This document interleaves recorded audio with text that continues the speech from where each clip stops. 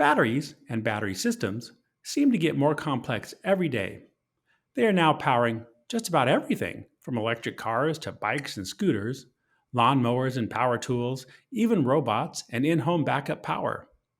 As we will hear on this tech chat, the battery management systems for these applications must be able to efficiently and safely control the charging and discharging of these complex battery systems to maximize performance and lifetime.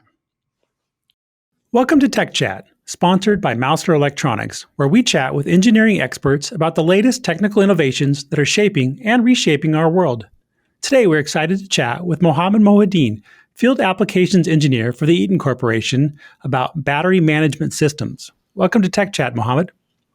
Thanks, Dale. Thanks for joining and listening to this Tech Chat. Well, I'm looking forward to it. This is a really hot topic today. So why don't you start off by giving us an overview of today's presentation?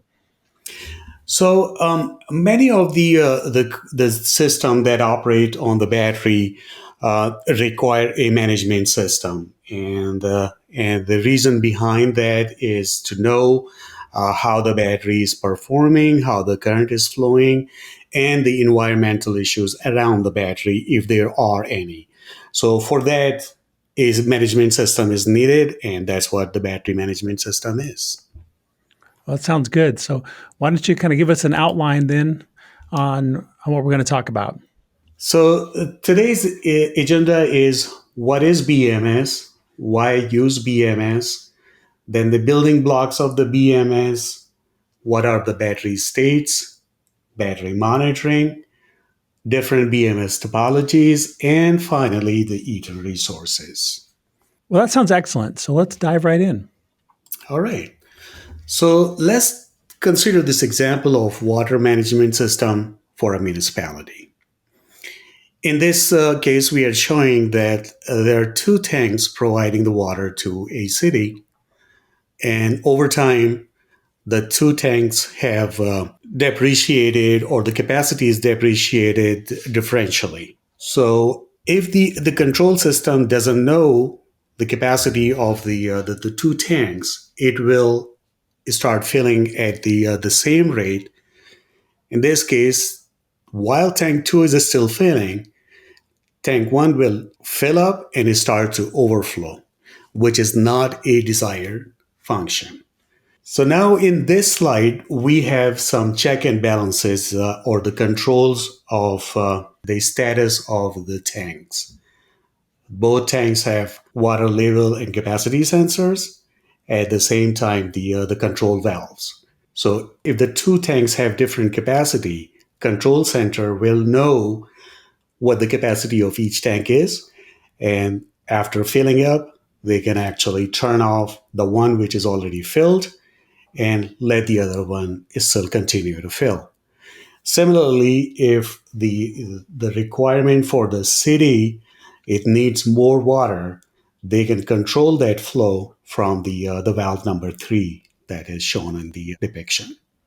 So if I understand this correctly, then on the previous one, you kind of treat the two water towers as a single system, even though they're really unique. And now with the addition of the extra sensors and extra valves, you can treat them as two unique tanks that may have different fill and discharge rates. You said it right, Dale. So with this water analogy as a foundation, can you tell us what a battery management system is? Like water management, the flow control of electrons is managed here. Voltage across each battery is measured.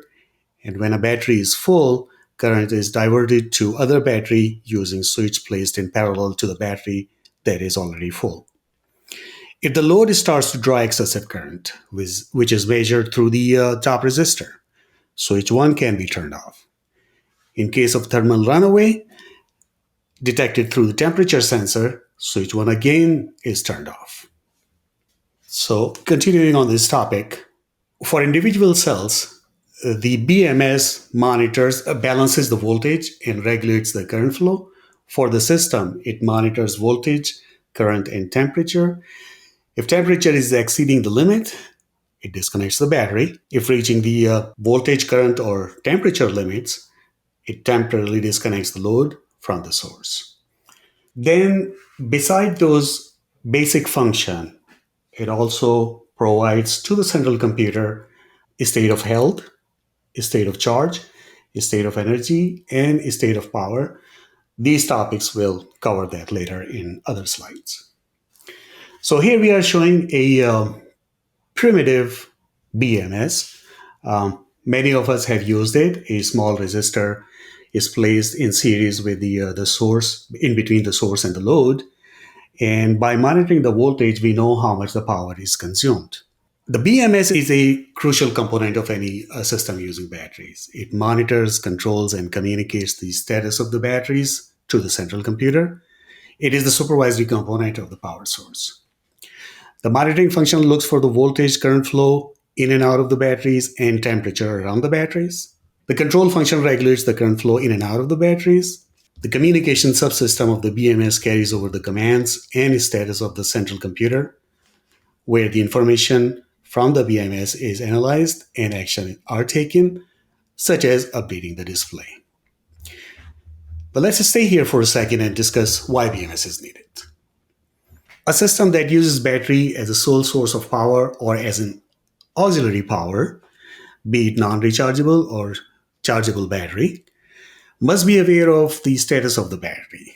Status may include temperature of the battery or its surrounding, voltage, rate of current flow in and out of the battery. Without this information and control, the battery can damage beyond repair or the electronics can get damaged. So imagine an electric vehicle without BMS. The operator of the EV will need to have the knowledge of the battery capacity along with other information about the vehicle, such as the range of the vehicle, how far it will travel before needing to recharge. This information becomes more important as the battery ages and capacity decreases. During the operation, information such as battery temperature or the buildup of the hazardous gases in the battery compartment is critical. BMS monitor and keeps the operation in safe zone. Similarly, backup battery in a life-supporting instrument must be in good working condition for an emergency. If the instrument's BMS is faulty, this can create a life-threatening situation. An energy harvesting system works in tandem with a set of batteries and optional supercapacitors. The batteries or the supercapacitors are used as a buffer to mitigate power fluctuations. Knowing the status of the batteries in this case helps the operator of the system prepare to either gracefully shut down the system or redirect to alternate backup source. So here we are showing the building blocks of the BMS. BMS protects the batteries from overcharge and deep discharge, protects the load from overconsumption of the energy, communicates this information to the central computer. A more complex BMS may also add some sensors such as pressure sensor, CO2 sensor, etc. These sensors supplement the primary information and help maintain the system even more accurately. Now here we are showing the different components, and Eaton provides many of these components for the battery management system. So let's say supercapacitor. Supercapacitors help the system during the surge of power. Eaton has a large portfolio of supercapacitor products, including coin cells, small cylindrical cells, hybrid cells, large cells, and finally the modules to provide the higher voltages and power. One of the other components is the negative temperature coefficient, or NTC. A negative temperature coefficient, or NTC, can be used to monitor the temperature of individual cells. Eaton has a variety of NTC products, including single-ended, glass-sealed, axial-leaded, epoxy-coated, and EIA standard surface mount components. So the next component in the list is the self-control fuse. A self-control fuse, or SCF, is the latest addition to the Eaton products. It is a 3-terminal device, third being the control signal. This component can be used to avoid thermal runaway. It is a one-time disconnect mechanism for an emergency. It works in tandem with the current sense mechanism. So once this one is triggered, does it can it be recovered, or is it a one-time fuse? It is a one-time fuse. So in an emergency and thermal runaway, as I mentioned, you want to just stop from the meltdown to disconnect the power from the load. That sounds like a good idea. So Eaton has recently added the current sense resistors to its product portfolio. We have metal film, metal alloy foil, metal plate, and shunt resistors, from higher resistance to the higher power handling capabilities. Here's the technology comparison. The values range from almost an ohm to tenth of a milliohm. A switch is used when temporary disconnect and reconnect is needed. Next in line is a primary fuse. A primary fuse is a standard for any such system. It is the first line of defense for anomalous current flow. Eaton has a vast portfolio of fuse products, including cartridge, axial, radial, surface mount, resettable, or PPTC, polymeric positive temperature coefficient fuse. The load and then the power source that also charges the batteries and supercapacitors is the next in the building blocks. The brain of the BMS is the controller and communication subsystem. It may be an ASIC, application specific IC, an SoC, a system on chip, or an FPGA, field programmable gate array. An RF communication module may be part of the design, or a wired communication is used. Eaton has a variety of DC to DC converters ranging from 1 amp to 12 amp and many input and output voltages. Recently introduced are isolated DC to DC converters of various power densities. To keep the communication and power signals clean from noise, Eaton provides a variety of magnetic components. These include shielded, semi-shielded, and unshielded power inductors, high current inductors of ferrite, press powder, and coupled types, transformer, and components for RF or EMC filtering. And finally, the connectors. The connectors are the final components of the design. Eaton has barrier strips, terminal blocks, edge connectors, and Euromag blocks for the connectivity. Well, I think the takeaway from this part of the presentation, Mohammed, is that Eaton is your one-stop shop for all of these components you're going to need to make a quality BMS system. That is true, Dale. The responsibilities of the BMS also include providing battery states to the controller. These responsibilities are state of health.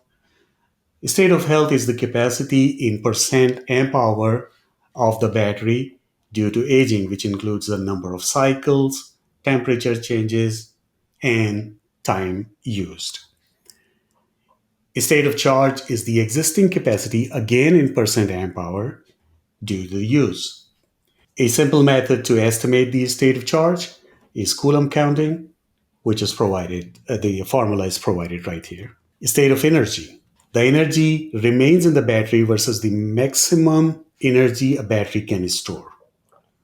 It is a product of power over time. Then the state of power, which is again a simple product of voltage and current. A cycle of a battery is one full charge, maximum voltage, versus discharge or the minimum voltage. On the right of the screen, a graph shows that as the number of cycles increase, the capacity in amp hour decreases, while at the same time, the internal resistance of the battery is increases. That last bullet point kind of draws back to your water tower analogy that these are going to change over time and no two batteries are going to change identically. So to maximize the useful life of these things, the system must intelligently react to the state of each battery uniquely. That is correct, Dale. So that is the reason that BMS becomes more important. BMS monitoring not only the voltage, it also monitors the current to keep the system in the safe operating zones or area. So on the left side, the SOA graph shows that while monitoring the voltage, min or max voltages, it is also keeping tab on min or max discharge of the battery. while at the same time, it is also monitoring the temperature. So all three components, the temperature, the current, and the voltages are being monitored, and this information is conveyed to the central computer. Now, you've drawn these safe operating areas as kind of simple rectangles, but I'm guessing that in a real application, these are more complicated curves. That is correct. So just to show and keep things in perspective and simple, like you said, it is drawn in a simple rectangle format. But yes, there will be a lot of fluctuations in terms of the temperature, in terms of the current. So these changes will reflect on the depictions also. And that makes sense. And it's probably even really a 3D space because the maximum current probably decreases as a function of that temperature as well. Absolutely right. That's a good point, Dale. So can we talk now about some of the different BMS topologies that are available? Certainly. The simplistic design with one BMS and a limited number of batteries connected to it. So here, depending on how big the board size is, how many ports are available, a single BMS is working for the system. So that system can be used in power tools or a small UPS or laptops. Is a single BMS topology, I mean, here that the batteries are in series, but could you do it in parallel as well, where you had just, say, those three batteries shown were in parallel? Could a BMS control those as well? Absolutely. Yeah, that is also a possibility because in order to have the required power, or in order to provide the required power to the system, a BMS may be controlling batteries which are placed in series and parallel. Okay, great. Well, with that idea of series and parallel together, what is an example of a more complicated battery management system? So the next in line is when multiple of the boards, BMS PCBs are used, each are controlling a set number of batteries, and each of them are communicating with each other, and one being a principal board, which is communicating the information collected from other BMS PCBs or the boards and communicating it to the central computer. As one can see, there are many more batteries now, and these systems are suitable for a bigger UPSs, possibly e-bikes, and possibly portable power stations. So does does it have its own intelligence for controlling and monitoring its own part of the system, and then just the general health is then transmitted up to the central system through the principal? Is that how it works? That is correct. Now, even in a more complicated system, when the number of batteries are much more than a single or multiple boards can control, here we are showing that multiple BMSs are connected to a principal BMS, which is dedicated to providing the information to the central computer. Now, this system is more suitable for electric vehicles, solar energy backup, and systems like data centers. So the real difference between this and the previous slide you showed is just the complexity of the system and maybe the number of batteries. That is correct. And at the same time, that principal BMS, which is shown at the top on this graphic, might be doing some other smaller tasks, such as keeping tab on the hazardous gases or maybe the temperature of overall system. Oh, that makes sense, because a lot of those things won't be unique to each BMS, but could be monitored for the whole battery pack effectively. Correct. So Eaton has many resources available at your disposal, such as application notes, component selection guides, and white papers, along with dedicated teams of experts. The better way to reach us or search for the components is to go for eaton.com/electronics, or you can always reach out to us with ELX tech support at eaton.com. Well, thank you, Mohammed, for that helpful technical presentation on battery management systems. I think that the audience is going to find that helpful as a good introduction and to see that Eaton has a lot of the products. So it's going to make it easy for somebody doing the development to go out, check out those application notes you just showed, do the searching. And of course, it's always nice to be able to reach out and get some support when needed. Thank you, Dale. And before we sign off, I want to encourage everyone to check out all the latest Eaton products at Mouser Electronics, our sponsor for today's Tech Chat. And a special thanks to Mohammed Mohuddin, Field Applications Engineer at Eaton, for joining us today, where we chat with the leading technical experts from industry-leading companies like Eaton who are changing our world every day.